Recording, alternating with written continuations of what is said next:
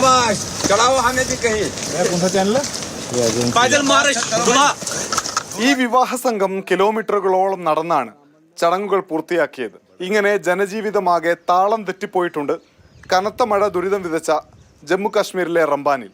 250 kilometre ദൈർഘ്യമുള്ള ജമ്മു ശ്രീനഗർ ദേശീയപാതയിൽ 12 ഇടത്ത് മണ്ണിടിഞ്ഞു വീണ് യാത്ര അസാധ്യമായി. മീറ്ററുകളോളം മണ്ണിടിഞ്ഞ് താണുപോയ റോഡിൽ ഗതാഗതം പുനഃസ്ഥാപിക്കൽ അത്ര എളുപ്പമല്ല. റോഡ് മാർഗം കശ്മീരിലേക്ക് തിരിച്ചവരും മടങ്ങാൻ തയ്യാറെടുത്തവരുമെല്ലാം 2 ദിവസമായി കനത്ത മഴയുടെ ദുരിതം പേറുകയാണ്.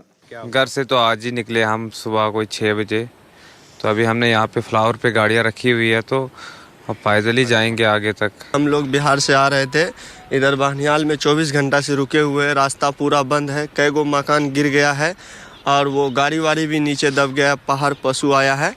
3 മരണമാണ് റംബാനിലെ പ്രളയത്തിലുണ്ടായത്. 30 വീടുകൾ മലവെള്ളപ്പാച്ചിലിൽ ഒലിച്ചുപോയി. 100ഓളം വാഹനങ്ങൾ തകർന്നു. ഈ മേഖലയിലെ ജനങ്ങളെയെല്ലാം ദുരിതാശ്വാസ ക്യാമ്പുകളിലേക്ക് മാറ്റിയിട്ടുണ്ട്. अभी तक तो हम लोग 10 किलोमीटर चल चुके हैं पैदल. अभी तक कोई गाड़ी का साधन भी नहीं मिला है. अब आगे देखते हैं क्या होता है. സ്കൂളുകൾക്കെല്ലാം ഇന്നും അവധി പ്രഖ്യാപിച്ചു. ജാഗ്രത തുടരണമെന്ന നിർദ്ദേശം കേന്ദ്ര കാലാവസ്ഥാ നിരീക്ഷണ കേന്ദ്രം നൽകിയിട്ടുണ്ട്. ഇതേ തുടർന്ന് ദേശീയ ദുരന്ത നിവാരണ സേന ഉൾപ്പെടെ രക്ഷാപ്രവർത്തകർ പ്രദേശത്ത് ക്യാമ്പ് ചെയ്യുന്നു. മാതൃഭൂമി ന്യൂസ്, ഡൽഹി.